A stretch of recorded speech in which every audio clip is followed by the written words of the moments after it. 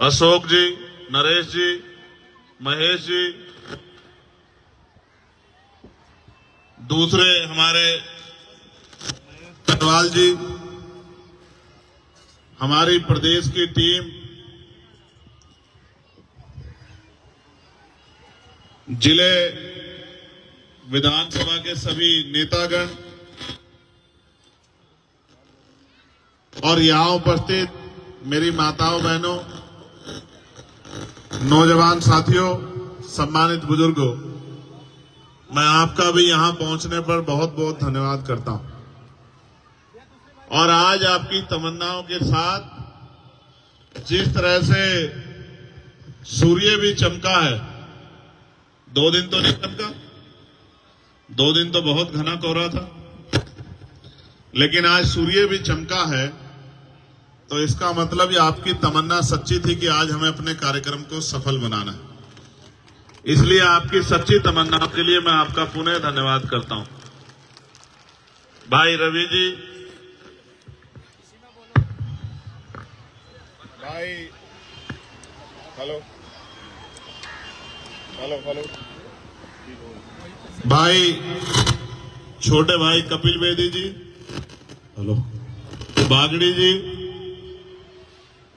और अगर कोई साथी छूट गया हो तो भाई मुझ में ऐड कर लेना। हमारी 2 महिला नेता, हमारी दोनों बहनें पीछे बैठी हैं, उनका भी, सतपाल साहब का, सबका धन्यवाद। मंडावली की महान जनता का धन्यवाद।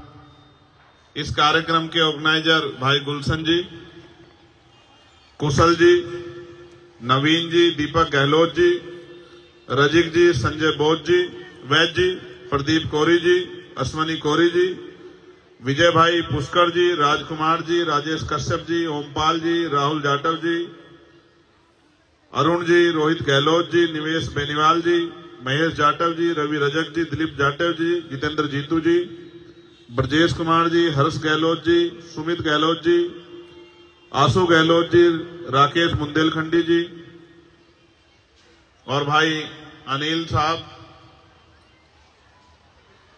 अनिल जी उर्फ अन्नी जी, छोटे भाई अंजनी जी, मंगल पहलवान जी, सन्नी भाई, इनका भी मैं बहुत बहुत धन्यवाद करता हूं। मैं यहां जेल से छूटने के बाद जब आया तो इसी मंडावली के ग्राउंड में आया। यहां एक ग्राउंड है, और ये जो परिवार जिसकी जोड़ी की बात कर रहे थे, हमारे बहुजन सिंगर मेहरा जी, इसी परिवार ने यहां साय की तरह मुझे इस लड़ाई को लड़ने में छांव दी और मदद की। इस परिवार का मेरे ऊपर ऋण है, मैं उसको कभी जिंदगी भर नहीं भूल सकता हूं, क्योंकि छोटी छोटी लड़ाई लड़कर ही बड़ी लड़ाई लड़ी जा सकती है। आज ये लड़ाई काफी आगे बढ़ गई है। दिल्ली में विधानसभा का चुनाव है। दिल्ली चुनाव पे भी मुझे आपसे बात रखनी है। इसके बाद एक कार्यक्रम और है, उस कार्यक्रम में भी हमें पहुंचना है। उधर सामने बहुत सारे सज्जन पुरुष जो हैं, जो नौकरी से रिटायर हुए हैं, उनके आसपास के साथी भी मुझे अशोक जी और दिख रहे हैं। हम महापुरुषों को पूजते तो बहुत हैं, लेकिन उनके दिखाए रास्ते पे कम चलते हैं। अगर हम महापुरुषों को पूजने के साथ उनके दिखाए रास्ते पे चलना शुरू कर दें, तो शायद हमें किसी परेशानी के लिए किसी के आगे हाथ ना फैलाना पड़े, क्योंकि डॉक्टर बाबा साहब अम्बेडकर भारतीय संविधान में इस तरह की व्यवस्था कर गए हैं कि जो आदमी गरीबी, बेबसी, लाचारी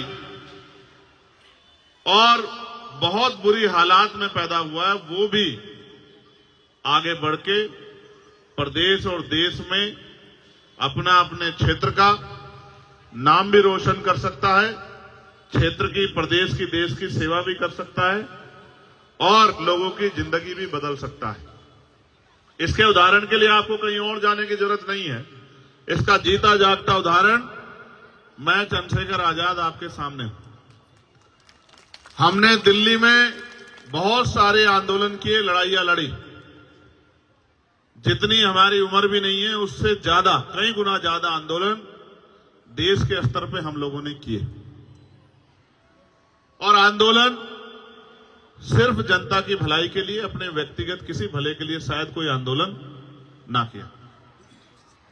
ये संघर्ष का एक पहलू है। लेकिन जैसे मैंने कहा कि उदाहरण के तौर पे आप मुझे देख सकते हैं, तो उसका उदाहरण ये है कि 1 साल पहले हम लोग सड़कों पर थे। हर आंदोलन में शामिल होकर लोगों को न्याय दिलाने का काम करते थे। और जब हम आंदोलन करने जाते थे तो कभी पुलिस हमें घर पर अरेस्ट कर देती थी, कभी किसी जगह पर अरेस्ट कर देती, कभी बैरिकेडिंग लगा देती थी।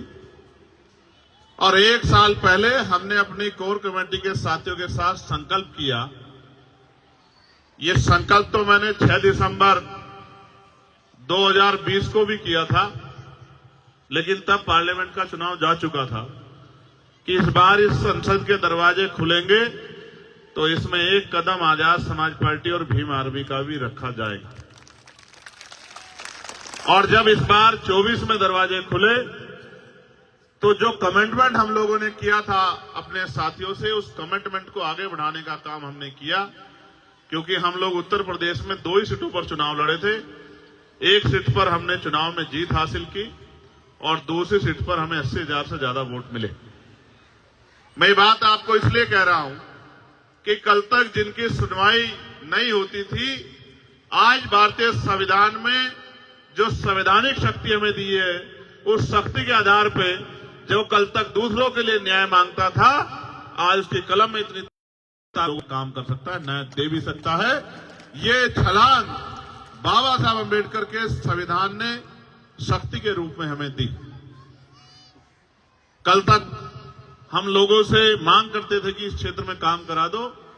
आज संवैधानिक शक्ति की वजह से एमपी बजट हमारे पास है कि हम अपने क्षेत्र में जिस गली सड़क को देखते हैं कि इस गली सड़क के बुरे हाल हैं, तो चंद मिनटों में अपने क्षेत्र के अधिकारियों को कह के अपने बजट से उस सड़क को बनाने का प्रस्ताव जो है पारित करते हैं। और 1-1.5 महीने के अंदर वो सड़क, जहां गारा, मिट्टी, कीचड़, गंदगी परेशानियां होती है, वो इस तरह की बनकर खड़ी हो जाती है कि उस सड़क पर चलते हुए आदमी, जूते भी ना हो तो नंगे पैर चलते हुए अपने आप को अच्छा महसूस करता है कि हमारी सड़क अच्छी है। ये अवसर अगर पैदा हुए हैं तो ये संवैधानिक शक्ति इसके आधार पे पैदा हुए। जैसे पढ़ लिखकर हम लोग, अगर हमारे दादा परदादा गांव में खेती किसानी, मजदूरी, सफाई का काम या और भी कोई काम जिसको कर कर अपना जीवन गुजर बसर करते थे, लेकिन आज इस देश में संविधान की वजह से अवसर है कि एक किसान, मजदूर, गरीब परिवार का बेटा भी पढ़ लिखकर डॉक्टर, इंजीनियर, आईएएस, आईपीएस, वकील, जज बन सकता है। आज अगर झोपड़ियों से निकल के ये महलों तक का सफर तय हुआ है तो ये बाबा साहब अम्बेडकर के 4-4 बच्चों की कुर्बानियां और भारतीय संविधान में जो अधिकार शक्ति हमें मिली है, ये उसी की वजह से संभव हो पाया। लेकिन मैं ये सोचता हूं, एक डॉक्टर, इंजीनियर, आईएएस, आईपीएस बनने के लिए तो कई साल मेहनत करनी पड़ती है, 10-12 घंटे खर्च करने पड़ते हैं, ये तो मेहनत का काम। और लोकतंत्र जब नहीं था, राजतंत्र था, तो राजतंत्र में तो उससे भी कठिन था। उसमें युद्ध होते थे, तलवारें चलती थी, भाले चलते थे, बंदूकें चलती थी, तोपें चलती थी, हजारों हजारों लोग जान जाती थी, धरती रक्त रंजित हो जाती थी, तब जाके राज बदलता था। अब तो बाबा साहब अम्बेडकर के आशीर्वाद से पहले बैलेट का बटन दबा, बैलेट में मोहर लगाकर, और अब ईवीएम का बटन दबाकर आप इस राजकाज को बदल सकते हो। कितना आसान कर दिया। लेकिन जैसे मैंने कहा कि पहले युद्ध करने के लिए तलवार चलानी सीखनी पड़ती थी, भाला चलाना सीखना पड़ता था, बंदूक सीखनी पड़ती थी, बंदूक खरीदनी पड़ती थी, तलवार खरीदनी पड़ती थी, तोप खरीदनी पड़ती थी। अब तो कुछ भी नहीं खरीदना। अब तो बस अपनी उंगली को इतना तैयार करना है कि जिस बटन को दबाकर हमें शक्ति मिलती है उसी बटन को दबाना, बस दूसरा बटन नहीं दबाना। इतना छोटा सा काम। हमारे महान पुरुषों ने तो ये भी कहा कि राजनीति में हिस्सेदारी नहीं करोगे तो उसका सबसे बड़ा नुकसान ये होगा, उसका सबसे बड़ा दंड ये होगा कि अयोग्य लोग आपके ऊपर शासन करेंगे। हमारे लोगों ने इस बात को नहीं समझा। हमारे लोगों ने राजनीतिक शक्ति दूसरे लोगों के हाथ में दे दी और इंतजार करते रहे कि ये हमारी जिंदगी बदलेंगे।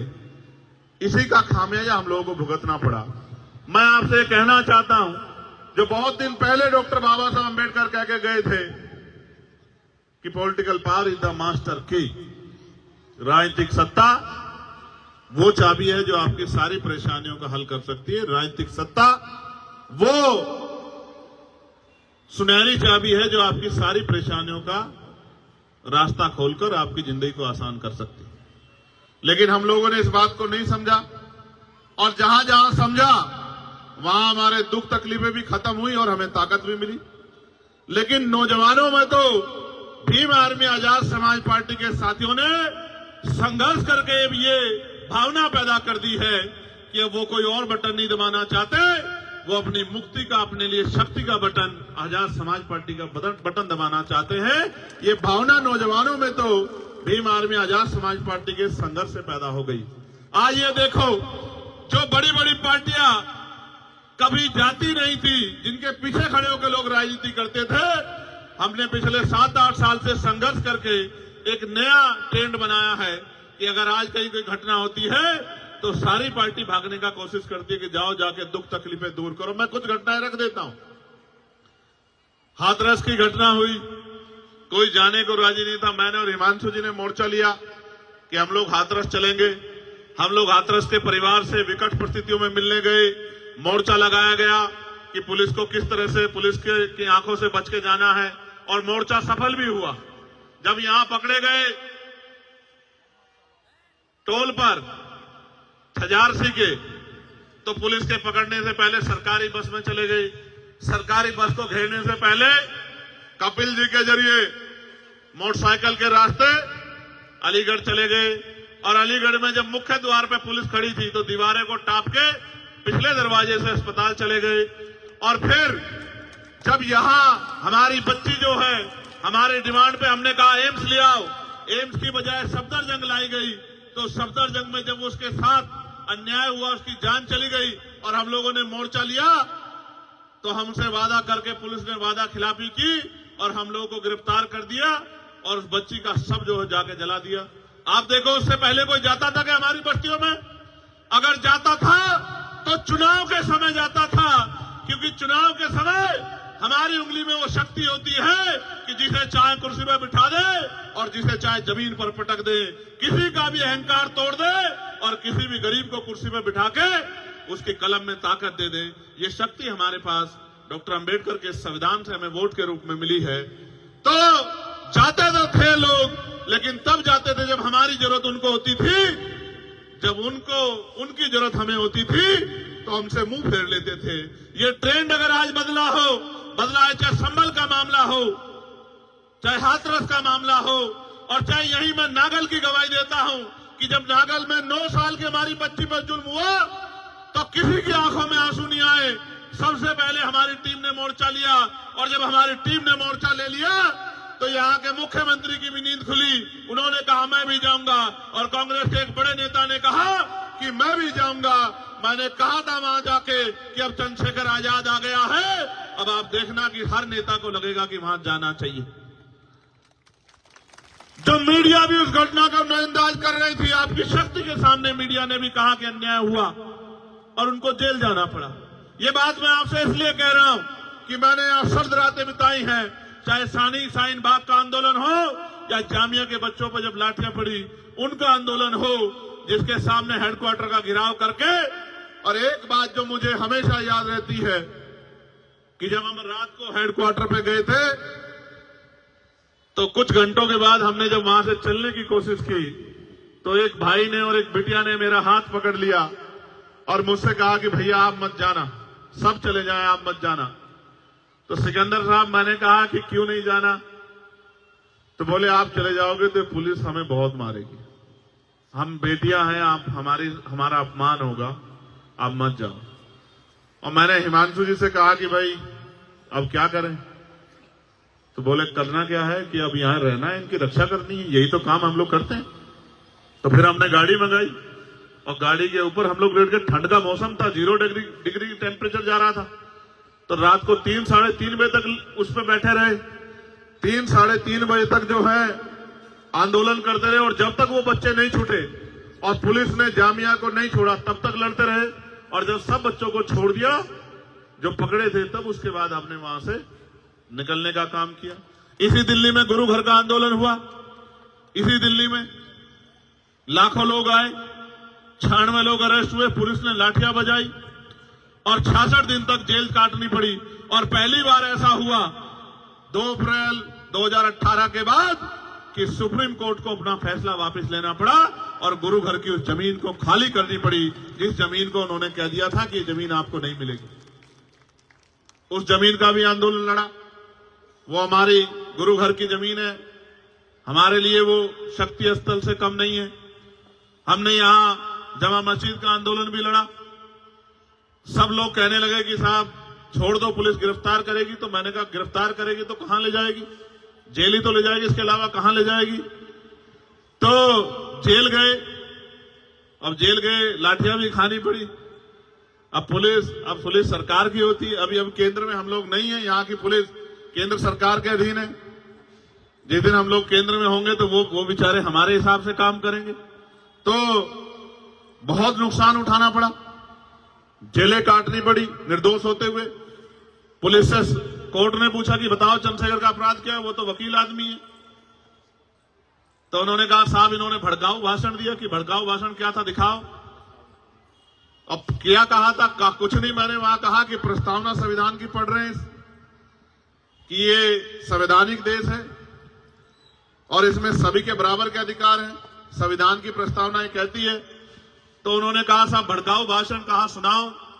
तो सुनाने कुछ था नहीं। कहा साहब रिकॉर्ड नहीं कर पाए। बोले ये दिल्ली की पुलिस है, देश की राजधानी की इतनी हाईटेक पुलिस, ये रिकॉर्ड नहीं कर पाई तो कौन रिकॉर्ड कर पाएगा? तो मैं ये बात आपको इसलिए बता रहा हूं कि जब तक हम पे शक्ति नहीं होगी तब तक हमें दूसरे की तरफ आंख उठा के देखना पड़ेगा, इंतजार करना पड़ेगा और हाथ फैलाना पड़ेगा। और वही मिलेगा जो मिलता आया है। और मिलने वाले की बात जान लो कि जब आप किसी की तरफ हाथ फैलाते हो तो वो नहीं देता जो आपको चाहिए, वो देता है जो उसकी जेब में होता है और जिसको वो आपको देना चाहता है। और मेरे शब्दों में तो सुनो, वो झूठन देता है आपको।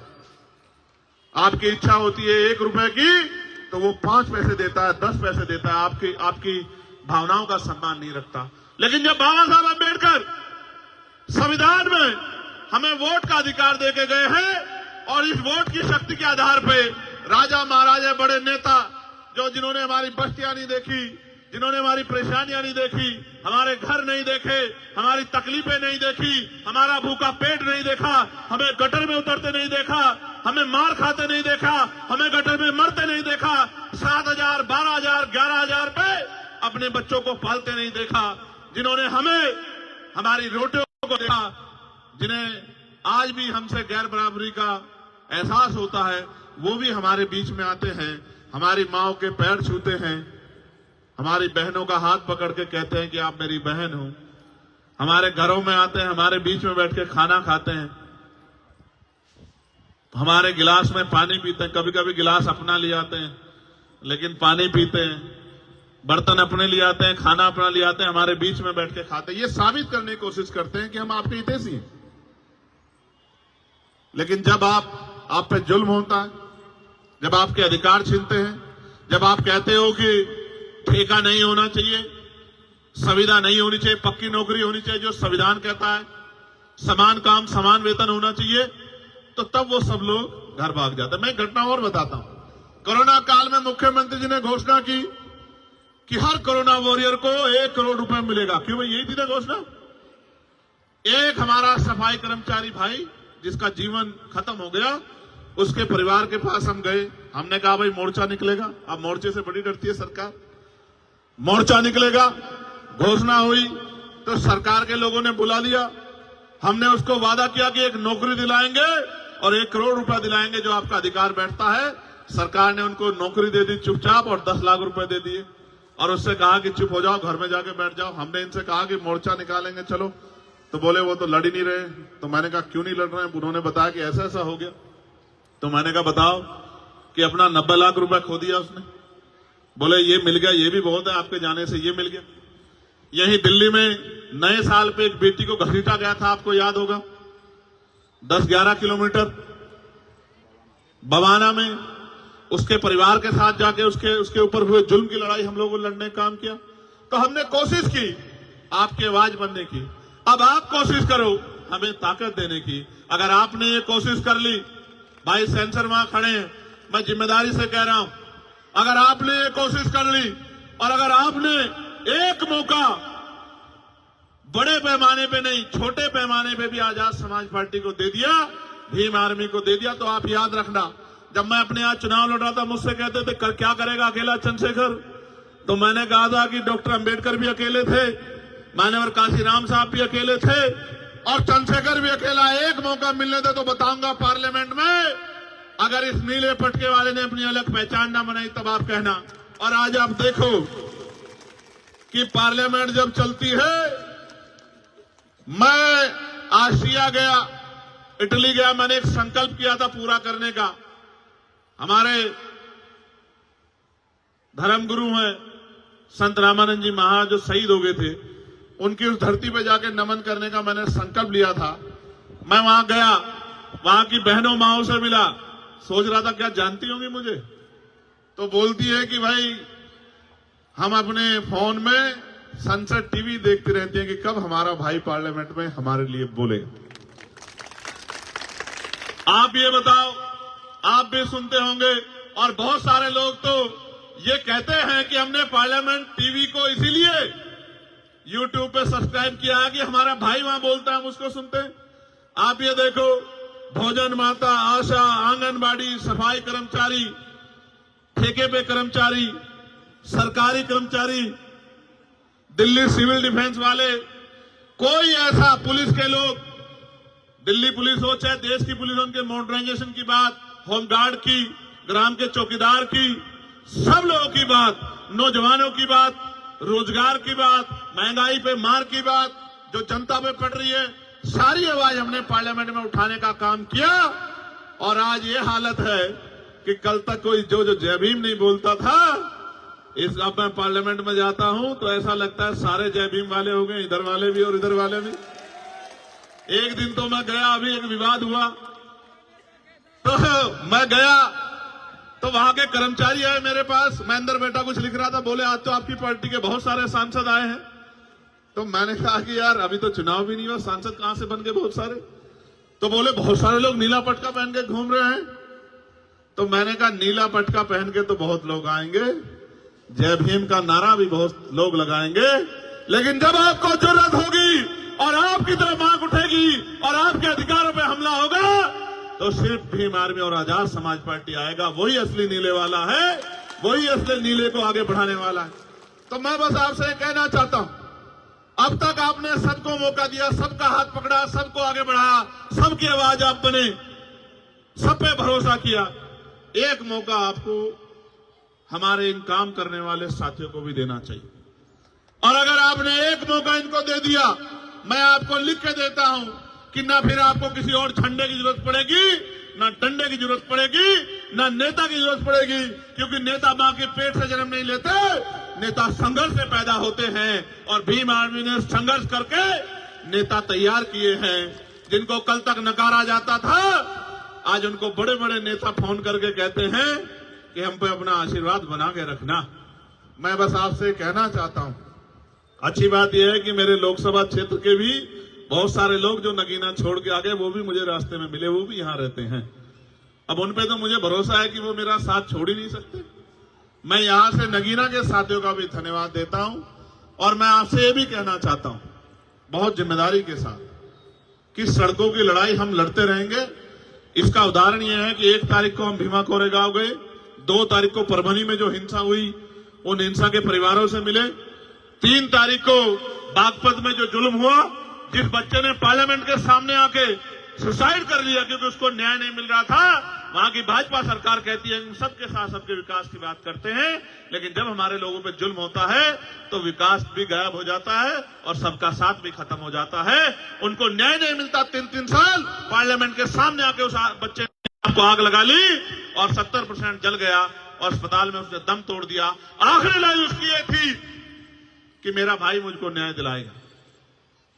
तकलीफ होती है, दर्द होता है कि उतनी शक्ति नहीं है, लेकिन मैं आपसे कह रहा हूं, अभी मैं परभनी गया, वहां सोमनाथ सूर्यवंशी की पीट पीट के पुलिस ने हत्या कर दी और उसके गम में हमारे एक नेता, वो गाड़े साहब उस दुनिया में नहीं रहे, महिलाओं को पीटा, नौजवानों को पीटा, बहनों को पीटा, घर में घुस के बच्चों को पीटा सरकार के इशारे पे। तो हमने कहा 17 से मोर्चा निकलेगा। आप शक्ति देखो किसे कहते हैं। मैंने कहा 17 से पैदल मोर्चा निकलेगा परभनी से और मुंबई मंत्रालय तक। तो कल चीफ मिनिस्टर के यहां से फोन पहुंच गया कि 6 तारीख को, मैं झूठ नहीं बोलता, आप पता करा लेना, 6 तारीख को दोनों परिवारों को मुख्यमंत्री ने बुलाया है कि मुख्यमंत्री जिनसे मिलना चाहते। इतनी शक्ति का निर्माण आज आपने पूरे भारत में कर लिया है कि आपकी एक आवाज पे सरकारों को सोचना पड़ता है। आप ये सोचो, ये तो तब है जब अभी संवैधानिक शक्ति उस पैमाने पे नहीं है। आप ये सोचो जिस दिन संवैधानिक शक्ति होगी। और उत्तर प्रदेश में तो मैं चैलेंज करके कहता हूं, जिस तरह की मेहनत उत्तर प्रदेश के साथी कर रहे हैं, 27 के चुनाव में हम वहां की सत्ता आपके चरणों में लाकर रख देंगे। इस बात का भी मैं आपको विश्वास दिलाता हूं। लेकिन मैं आपसे कहना चाहता हूं कि आपका आशीर्वाद भी हमें मिलना चाहिए। मिलना चाहिए, नहीं मिलना चाहिए? देख लो, मदद करोगे नहीं करोगे? नहीं, दोनों हाथ उठा के बताओ। नहीं, दोनों हाथ से बात नहीं बढ़ेगी। अपनी अपनी जगह पे खड़े होके बताओ मदद करोगे नहीं करोगे? अच्छा, एक मिनट बैठ जाओ। आखिरी बात बता देता हूं, ये मेरे कान में इन्होंने कुछ कहा। आप अब देखो, मीडिया के साथी भी यहां खड़े रिकॉर्ड कर लेना। जितनी योजनाएं सारी सरकारें चला रही हैं, दोबारा कह रहा हूं, फ्री बिजली, फ्री पानी, फ्री ये और भी कुछ टैक्सेस, उनकी सारी योजनाएं, और उन योजनाओं पे भी प्लस करके, मैं किसी की योजना ना गिनाता, मैं संवैधानिक शक्ति को समझता हूं। ये जो बजट है ना, जो आपके ऊपर लग रहा है, ये बजट आप ही की जेब से गया टैक्स के रूप में। आपका पैसा आपके ऊपर लगाना कोई बहुत बड़ा काम नहीं। अब तो चुनाव आएगा तो बहुत लोगों की पोल खोलने का काम करेंगे। एमसीडी वाले क्या कर रहे हैं, दिल्ली सरकार वाले क्या कर रहे हैं, बहुत लोगों की बात बताएंगे आपको।